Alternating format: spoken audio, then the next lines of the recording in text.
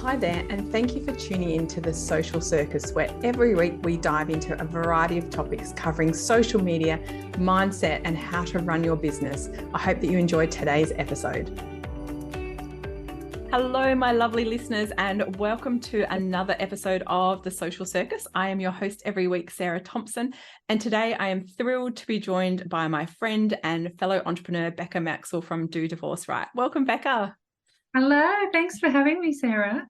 I am so excited to have you on here because we have got so much to talk about. And for the listeners, Becca and I were chatting before we hit record because she was worried she didn't have enough to share. And I was like, I'm worried that we're going to need more time than what we have. So Becca, do you want to let everybody know a little bit about who you are and your journey into entrepreneurship in your Do Divorce Right business? Sure. So I'm a divorce coach. I'm also a relational intelligence consultant. So in the corporate space, I teach people how to have good client relationships and how to make sure that they've got, internal resilience. They know what their triggers are and all of these things. And I've been coaching and doing that consulting for 6 years already. Prior to that, I was 20 years in the advertising industry. And while I was doing this consulting, in the last 10 years, I've gone through the mother of all ugly divorces. And it is relentless and even now hasn't finished. And as I was going through it, I was just managing very well. And my friends would stop and say, like, can I send people your way? Because they need to know that they can get through it too.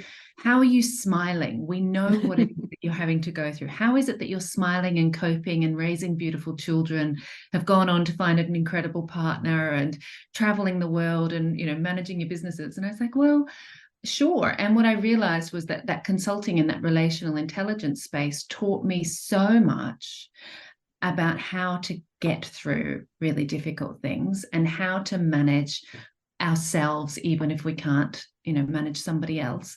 That was why. And I thought, well, I kind of need to get this out into the world, which is why I set up Do Divorce Right. That's so amazing. And you, as you mentioned, you have a corporate job and you have your business as well as being a mum and all those other things, which is crazy. So that obviously is something I think we could just do a whole podcast on how on earth do you do that? Because I think especially during COVID, the whole side hustle culture rose, didn't it? Yeah, for sure. And can I say, as your friend, nothing about what you do seems to be a hustle. That's nice to hear too. So let's start with that. How do you manage a corporate job where I just want to add that you do a lot of international travel for and have your business growing beautifully on the side? I want to say it's a struggle. Sometimes it is and sometimes it really isn't. I have pretty strong boundaries in place. So for the corporate job, I only charge them 3 days a week. So I don't want to give them much more than 3 days a week. But the truth is my clients that I work with, I just love to give them exactly what they need. So I'll put in extra effort. And I might have, let's say, my clients are all over Asia, and I'll be talking to an APAC CEO, a group CEO, and an agency CEO, and an account director, 3 or 4 calls in one day.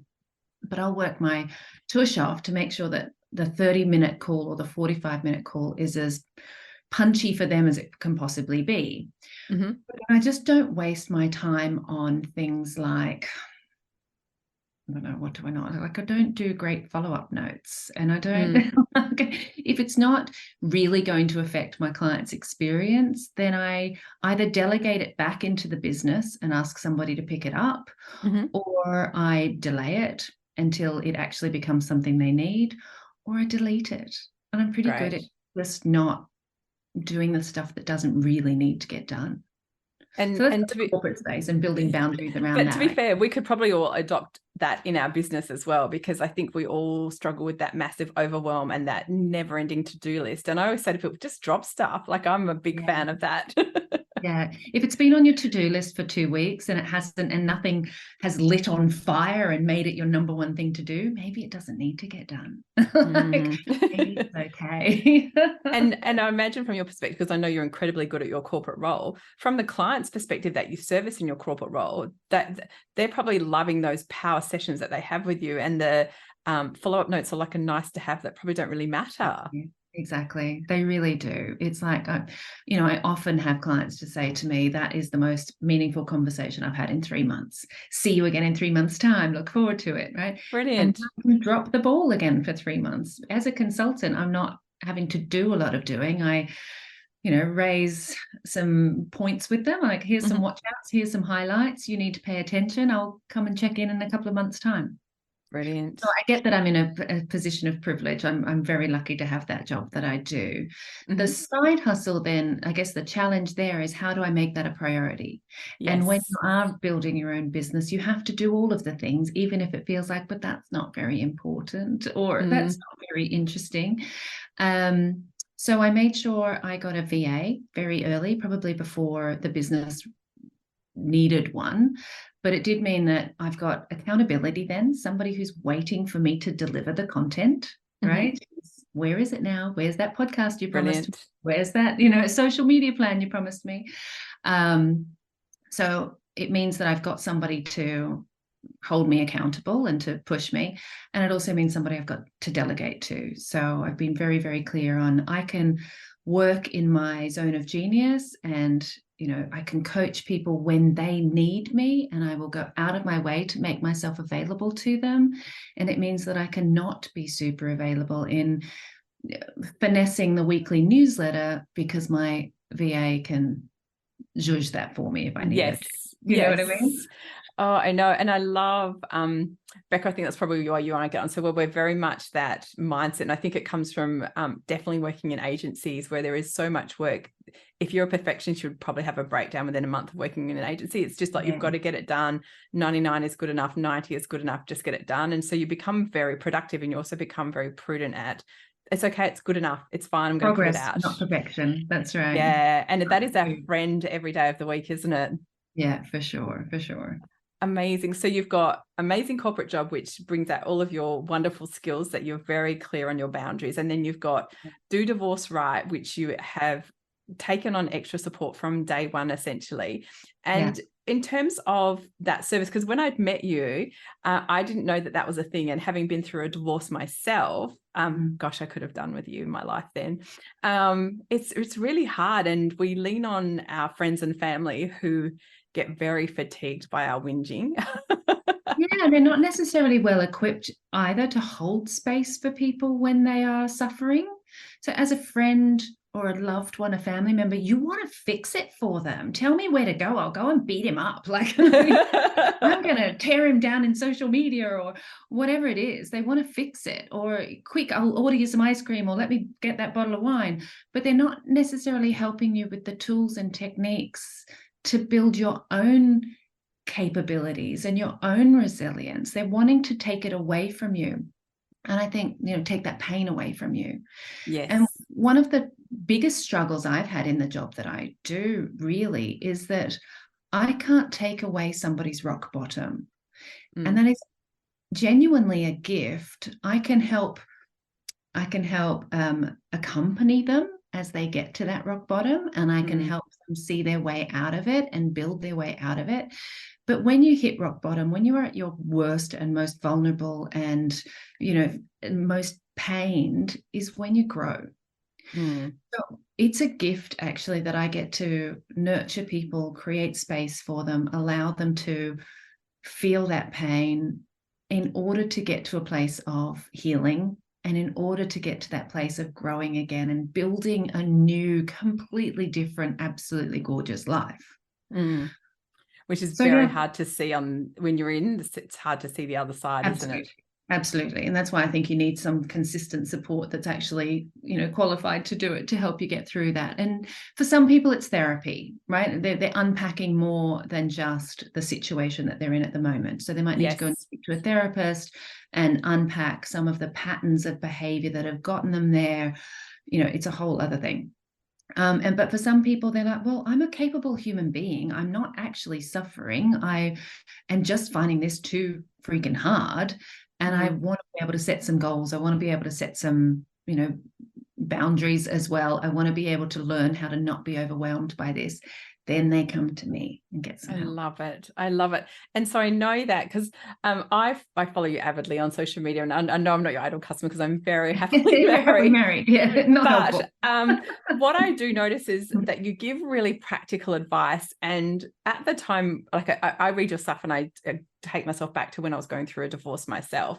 And you actually don't realize that you're really struggling or suffering with something or a situation or a scenario of like, I really struggled with the boundaries to try and extract myself from my divorce because it was seemingly amicable, but it didn't feel good because I was heartbroken. And understand, like when I've read your stuff, I was like, oh, I needed you then so much. So a lot of that our friends just don't give us, do they? Because they just, like you say, they just love us and they just want to go, oh, babe, it's going to be okay. You're going to wake up and it's going to get better. And it's like, I can't see how that can be at the time. Can you? You're not wrong, but I don't need to hear that right now. And don't get me wrong, of course, there's a place for friends and family in our support crew. Yes. It's just, as you say, they can get fatigued of it. Can we have a conversation that's not about your ex-husband for a while, or about the ugliness of your divorce, or, you know, you missing your children because they're not with you these holidays? Like, can we talk about where's the you that I used to know and have fun with? Yeah. They just have to be one part of it. And we can lose her. We can have lost her in our marriage, and then we can lose her in our divorce as well. Yeah, absolutely. And so as a coach, when should we come to you? At what point should, like, hopefully not when we hit rock bottom, that would be ideal not to get there. But because you've been coaching a lot of women through this space, when do you think is the optimal, like as soon as we sort of start separating or when things have gone badly, what do you feel like is most beneficial? When they feel like they need some support and not coping well on their own. So for some, that's, I haven't told him yet. I'm done with the marriage, but I haven't built up the strength to be able to have the conversation. So I'll, talk them through that. It's just like, okay, here are the things you need to think about before having the conversation. And I'll give them a big long list to work through, and then we can work together through that.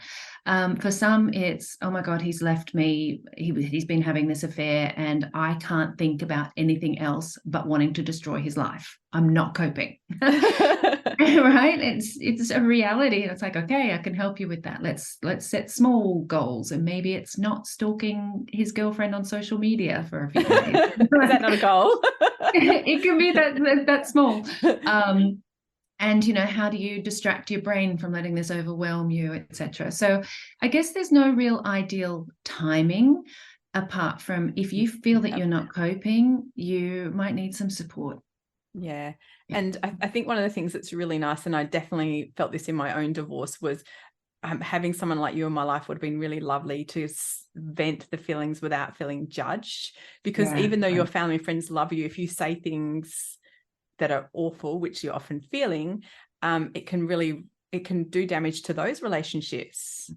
Yeah, exactly. Because they might also have a relationship with that person as well. Absolutely. And they might not have the choice to not have. Yes. If you're moaning, let's say I'm talking to my mother and I'm explaining what awfulness my husband has done, that's still the father of her grandkids. Yes. Right. I don't need her to carry that baggage for me. You're right. There is passing on some of that damage. It's not fair for them to then have to carry it for you. No. And I know you also have a podcast, which I would recommend anyone going through any kind of relationship difficulty, divorce or separation, or whatever that looks like, to please listen to the podcast, because there's some gems in it. Like I said, I'm not your audience and I still listen to it because I really enjoy it.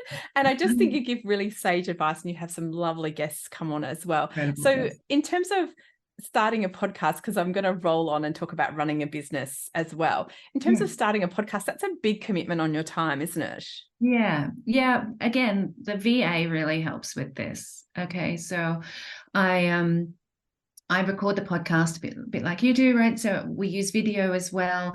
All I have to do is either line up some guests, or she sometimes helps and reaches out to people for me. Get some time in the calendar. That's kind of all automated in my calendar. They can find time in my calendar based on the link I send them. I spend 45 minutes having a conversation with fabulous people, like just such great conversations. And then I'm done. I'm done. Like my VA then takes the video, turns it into a social reel, puts it onto the podcast. It's all magic. All the edits, exactly. So a pretty worthy hour of my time, I would say, 1 hour a week to get this pretty powerful podcast out into the world. Amazing. And from your perspective, when you started your business, knowing your limitations on your time, did you kind of perceive a podcast as a really great way for me to get myself out there? Was that a very intentional choice, or was it luck, or it was definitely an intentional choice, definitely intentional, because I'm also writing a book, but it takes a freaking long time. It's one thing to put the book content onto the pages. It's a whole other thing to learn about publishing and self-publishing and promotion, whereas a podcast was pretty simple. Yes. I was able to get it out into the world much sooner. I'm able to demonstrate my expertise in this space. I'm able to provide really useful advice and connect with incredible people. So why wouldn't I want to do that? I feel all the feels when you talk about that, Becca, because I love my podcast. I genuinely enjoy the conversations that I have. And I hear from my audience that they love hearing those conversations as well. And I just think, oh, this is so good. And I actually asked myself, why didn't I start one sooner? Yeah, what a great use of our time, for sure. Absolutely. Absolutely. So can we talk a little bit, and I'm going to pick your brains as a coach, a divorce coach. So for many of my audience, we know that going through a divorce is probably a part of many of our life journey. And when we add in all of the complexity of our personal life with our children and our interrelationships with in-laws and things like that, and then throw in another layer of running a business, I have to be honest and say, if my husband leaves me now, I have no idea how I would cope. He's not allowed to, because I just think, I know we're so entwined because we work together as well. But it just adds another level of complexity, doesn't it? Because you have to show up in your business and you have to be consistent, otherwise you don't make any money. So can you talk a little bit about if we're a business owner and we're going through a separation or divorce? Definitely. So I was thinking about this, knowing that we were going to have the conversation, and I came up with 4 tips on how I think you can manage yourself through that fundamental disruption of a marriage breakdown while you're still trying to function either as an employee or running a business. So with the focus on running a business. So my 4 suggestions are: 1, you need to manage your overwhelm, right? You need to find techniques that work for you, that isolate the pervasive thoughts of this groundbreaking, like fundamentally foundation shaking thing that you're going through.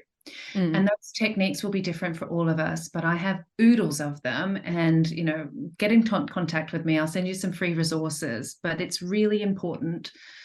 Look, I'll give you one just now as a freebie. Right, go. It helps for everything, right? Anything. If you're finding yourself highly overwhelmed by anything, but let's say it's your divorce, make an appointment for yourself. Make an appointment, like 10 minutes every day, where you're going to be thinking about that thing, and you're going to address all of the thoughts and emotions and stuff that comes out during the day. That appointment might be in the shower, 8 o'clock in the morning in the shower. It might be 9 o'clock at night with a gin and tonic on the terrace. It might be whatever. Just make an appointment for yourself. Okay, I'm going to deal with that at 9 o'clock tonight, when the kids are in bed, whatever. So at 10 o'clock in the morning, you're in the middle of a meeting, something comes up and you think, oh shit, what if he tries to take the house? I'll deal with that at 9 o'clock tonight. 2 o'clock in the afternoon, oh shit, what if he tries to take the kids? I'll deal with that at 9 o'clock tonight. And you can write these things down. I had this fear, this occurred to me, but you'll deal with it later. And what that does is it tells your brain, it doesn't say ignore me, it says, I hear you. That's an important thought. I will come back to you and address it. But it also just doesn't distract you from getting your stuff done. It's really helpful. Oh my gosh, Becca, I think we could use that, apply that to a lot of things that we get overwhelmed about, a lot of those worries that we carry, as a brilliant tip. Economic challenges. We can't do anything about the global recession. Maybe we can think about it at 9 o'clock tonight for 10 minutes. Oh, I love it.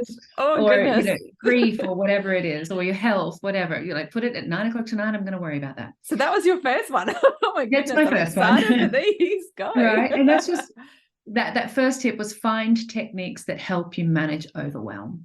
And there are multiple techniques. You find what works for you.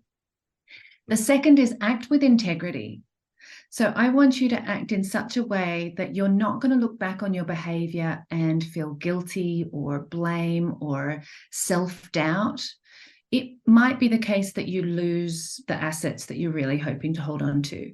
But if you behave like a dirtbag while these decisions are being made, you're going to get to the end of it and think, what if I behaved differently? Would that have worked out differently? You might actually kind of hate yourself for what you did to get there. So I want you to act with integrity. Don't be bad-mouthing your ex to people. You know, call your coach and badmouth them to me if you want to. Yes. But don't just spread this shit out. And I think on social media, that's a really big thing. And I again, because I'm such a heavy social media user, I watch people, I'm like, oh, you've got children together and one day they might see this. And I know, so my parents were divorced, and it was my dad was not a good human being. And my entire childhood, while my dad continued to behave atrociously, I never heard my mum say a bad word about him ever. No. Ever. And who do you dislike? Like, it's not like you do you know what I mean? You actually get through that. If your mum was bad-mouthing him, you'd get to the point where you're like, Mum, that doesn't help me. I don't need to hear you not like this person. Do you know what I mean? It actually rubs off on you. And I have to be honest, I have no idea how she did it, because we had immigrated to Australia and we have no family here. And she must have just been so isolated, and to retain that integrity, and that's just who she is. But as an adult, I actually spent time living with my grandma in England, and she and my grandfather told me stuff, and I was like, that cannot have happened. And then my grandma would never have never behaved the way it did. Yeah. Whereas my mum obviously used her parents as a sounding board, and as a child, I then got to make independent decisions about my father. Yeah, exactly.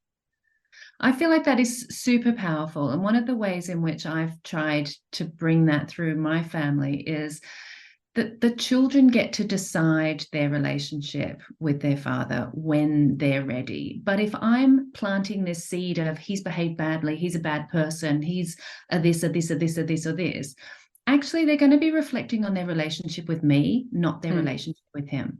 Yes. So I can help them heal from whatever damage is caused by bad behavior at his house, but I can't stop that bad behavior, and I can't make it any better by talking about it or cribbing about it or talking about it. So act with integrity. That's love it. Feel proud of yourself. Be proud of yourself and your behavior, and you'll be pleased. So that's the second one. The third one is don't delegate responsibility, and that's so hard. We spoke earlier about the gift of delegation, yes. Right? Strong boundaries in place and having a VA. You're likely to have a team of people. You're going to have, your lawyer. You might get accountants involved or forensic accountants involved.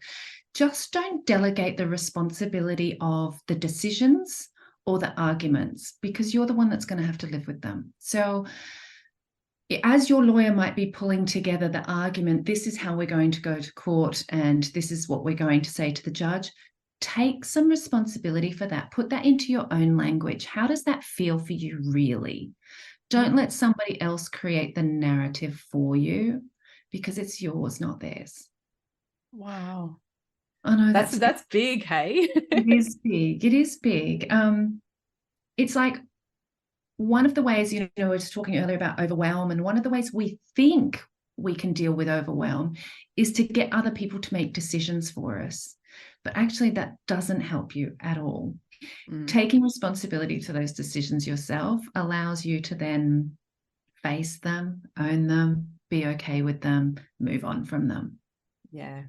Wow. Don't ask your lawyer to make decisions for you. Don't ask your friends. Don't ask your parents. What do you think I should do? Should I accept this?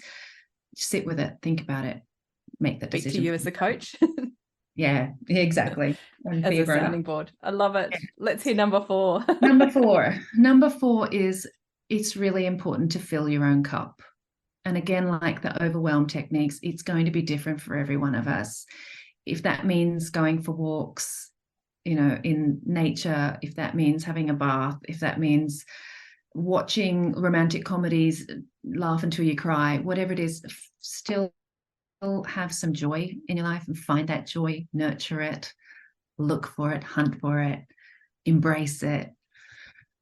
because we can be rubbish at it, especially when there's so much pulling at us. We're in a place of overwhelm. We're not coping very well. Our children need us. The lawyer needs us to get back to something. We're running a business. We're working. We neglect ourselves. And I think joy is so important. Just a tiny sliver of it. Keep it going, nurture it. Oh, I love that. I feel a little emotional listening to you, Han, because I feel like these land for so many of us, even though my experience was such a long time ago, because you do get really bogged down in all of it's just crap, isn't it? And I know that you have shared such a lot on finding joy and filling your cup. And I often read those because I think all of us need to do more of that. But particularly when we're in that really tough space of relationship breakdown, it's almost critical, isn't it? Yeah, exactly. It's a journey of rediscovery at this point as well. Like, what made me happy with this person, or the ways in which we went and explored what made us happy, will be different to the way I find happiness. So who am I now? And what did I used to love before this relationship? What might I love in the future? You know, trying different things on, and what does joy look like now is really can be quite fun, actually. You know, never done salsa dancing, time to go and figure that out, or, you know, whatever.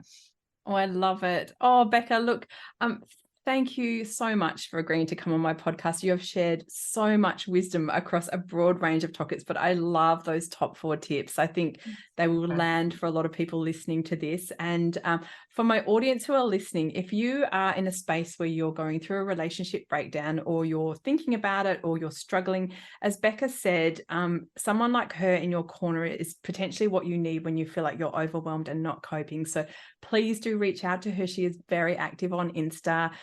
All of her links to how you can connect with her will be in the show notes. So please do follow up, and please listen to her podcast, because I love it. And like I said, I'm not her audience, and I still get something from it every time I listen to it. Becca, thank you so much for coming on today. It's been delightful. Thanks, Sarah. Always great to connect. Yes, lovely. And to all of my listeners, thank you for tuning in, and I look forward to connecting with you the same time next week on the Social Circus. Thanks so much for tuning in to the Social Circus. As your host, Sarah Thomson, I am thrilled that you've chosen to spend your time hanging out with me. I would be so grateful if you could spare an extra moment to go and leave me a review on your favorite podcasting platform. And if you even felt more excited, you could share my podcast with your friends who you think would get great value from it. Thanks so much again for tuning in.